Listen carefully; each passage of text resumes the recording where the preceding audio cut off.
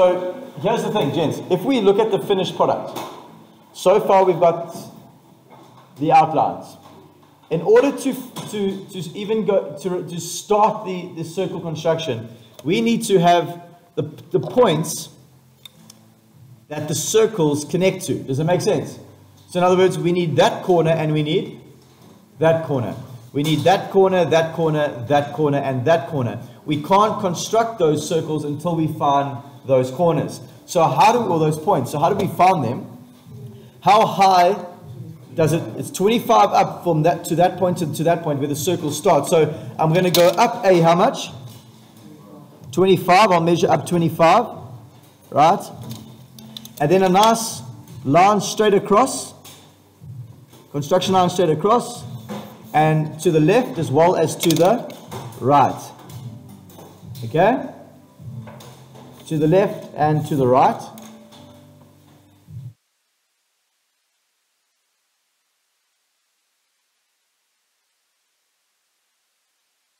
And then if we look at the top, view, what will the distance between those 2 points be in the top view? If we have a total of 75, and the radius of this is 25, and the radius of this is 25, what do you think the middle length is going to be? 25, because when we look at a slope from the top view, so if we look at this, we know that's going to be what, 20? 25, well done. Okay, so I'm going to go across 25 from either side. So I'm going to go across 25 from there, and I'll go across 25 from there, being as accurate as I possibly could be, and then I'm going to swing those back, and now you'll see we've now, in construction detail, right, we've created that top face. We have all the points now positioned for us to go and apply the correct quadrants of the circle construction.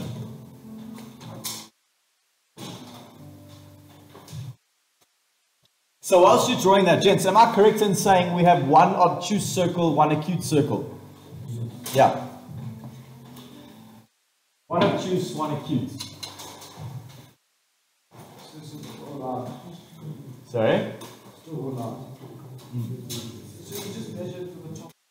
I'm gonna show you now.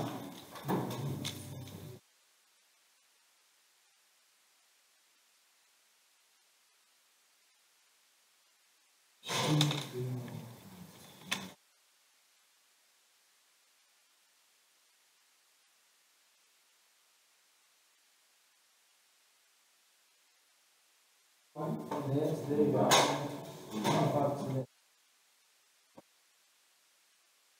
Try to find the center point and then go 12 and a half, 12 and a half, but I'd rather work with the whole number. Okay.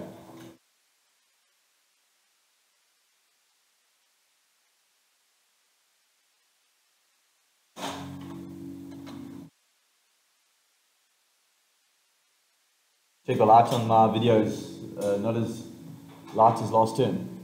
With help, well, you can't see it here, but this part of my page is quite dark on the video. Sun is changing. Okay, gentlemen, let's do the first circle. So we're going to focus here on this circle that would be acute or obtuse quadrant. It's going to be in an obtuse quadrant. Okay, it's going to be in an obtuse quadrant. So what I'm going to do here, gents, look here. If I draw a line straight down from there to there, we know that that's going to be the quadrant, correct? Yes. Okay. So what is the radius of that circle? 25. So that means each quadrant is going to be 25 by 25, correct? Yes? Which means this, gents. A quad is 4, correct? Yes. So we're going to have 4 basically adjacent to one another. We're going to have a 50 by 50 by 50. So come in.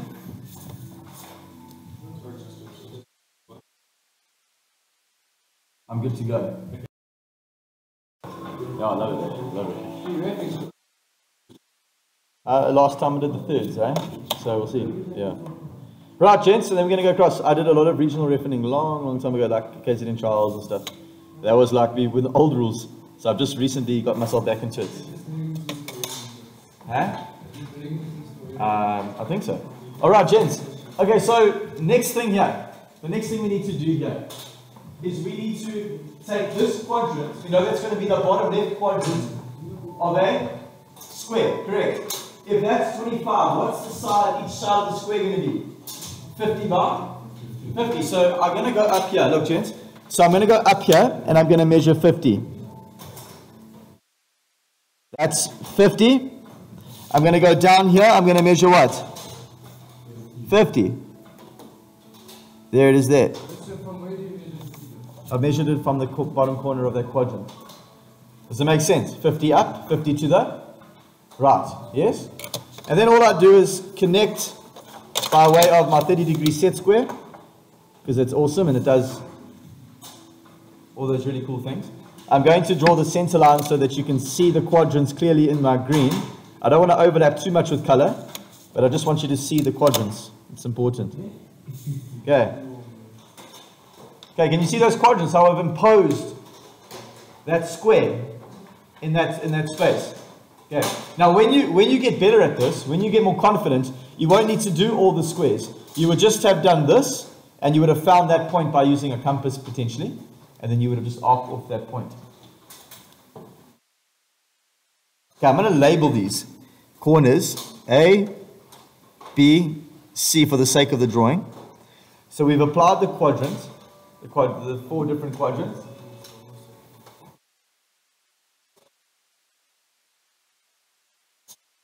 Okay. So that's this would be quadrant C. So we got quadrant A, B, C, and D. The reason I'm doing this, guys, is so that you get to see it against the page in your book. Are you with me? You get to see it against your blueprint. You remember, you didn't have to draw the quadrants in the middle. It's up to you.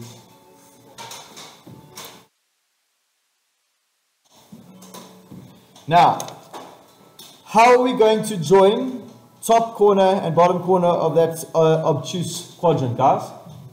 How are we going to join those? Where are we going to arc from? That's my point. We're going to arc from D, B, A, C, A. If we go to A, now remember, this is what it would have looked like in your construction. On your blueprint page, do you agree that that's what it would have looked like? Remember, we did those. So if we do this quickly, and we go back and have a look. So if we're in this here, we would have done 2 B's. Okay. Alright, so come back, there it is.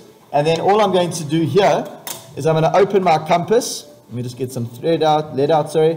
Open my compass from A, and I'm going to go close off that quadrant of C. There we go.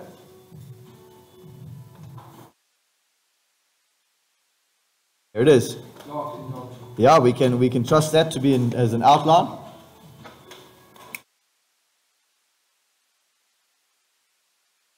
Okay.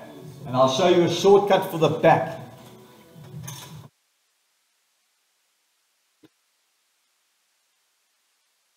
Yeah, well, we're going to close the point. We're going to go from that point there. So imagine you're going to start your square.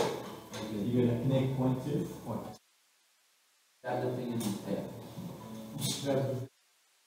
Yeah, we're going to go around stabbing things with our compass now.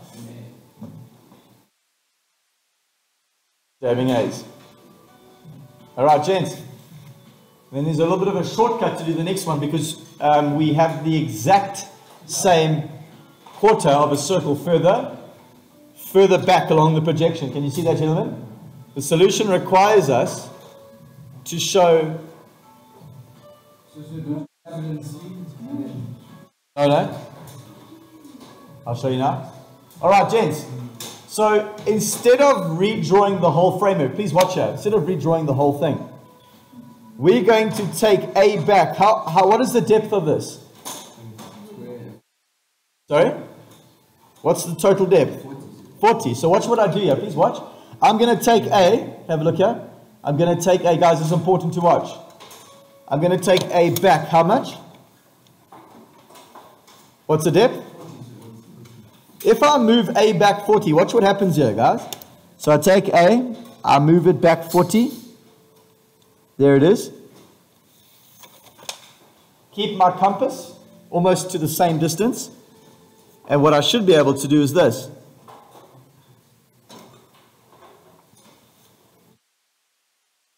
You go from that point over there, join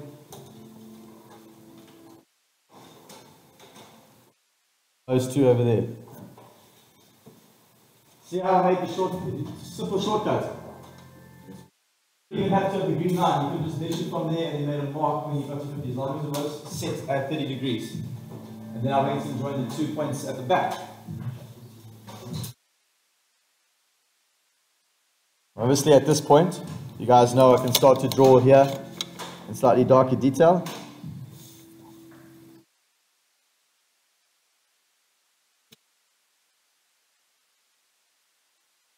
From A, I went 40 back. So A, drop it back how much? 40. Why? Because the entire depth of the object is 40. Because that little arc there is going to be 40 in depth further back. So I just dropped A back, and then I went and arced to those 2 points that I'd created earlier, the framework. Okay.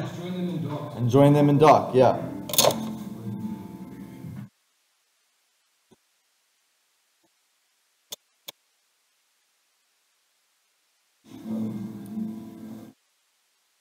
Okay. Huh? Low-far. Okay, guys, now we're going to connect that point to that point there with a isometric, a quarter of an isometric circle, and we know this is also going to be part of a circle construction, right? What is the total distance here, gents? It's 25 is the radius, correct, gentlemen? So what I'm going to do here, okay, we're going to create this quadrant. How much do we go up? How much? 20? 25. We want to create that square. Why do we want to create that square, gents? Because it's part of how we construct an isometric circle. So I'm just going to borrow my distances from here. So what I'll do is I'll go up there like this. I'll extend this line through, and then I'll take this line here. And you can go measure it if you want to, 25 or 50. And then I'm just going to bring that across. Right. I'm going to take that from there. It's going to be 50. Right.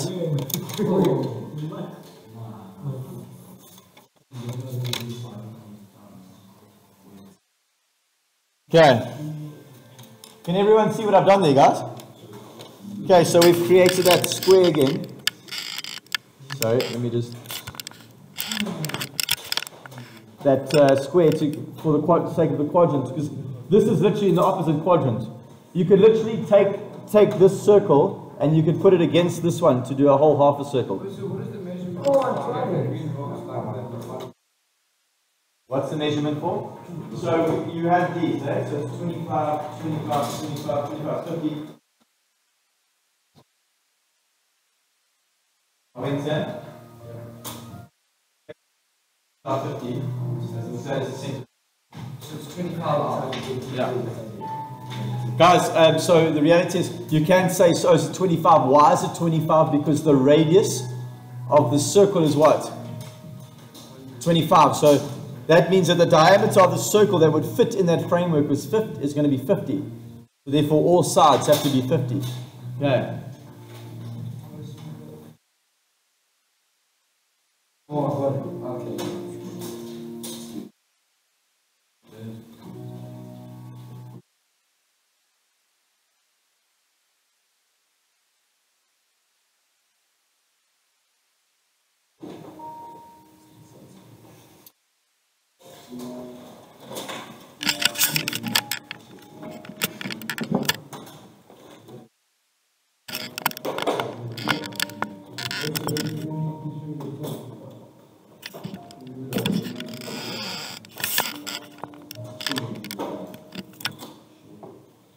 Makes sense? Are you starting to get it, guys? Yeah? Okay.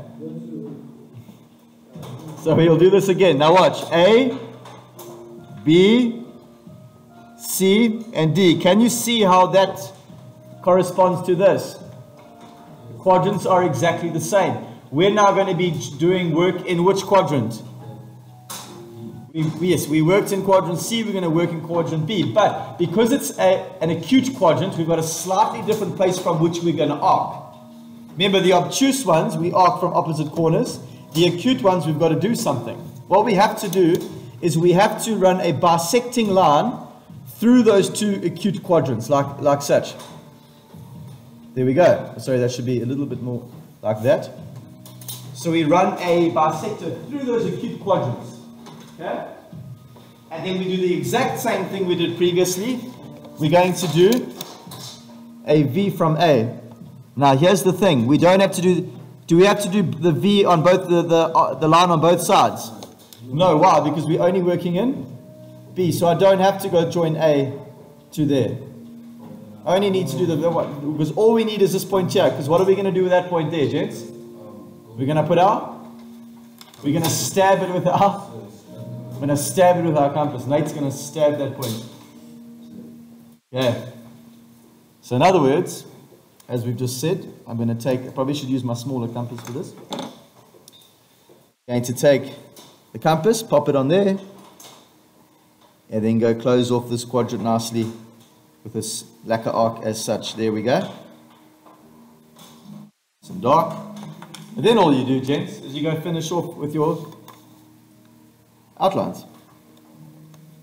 Okay?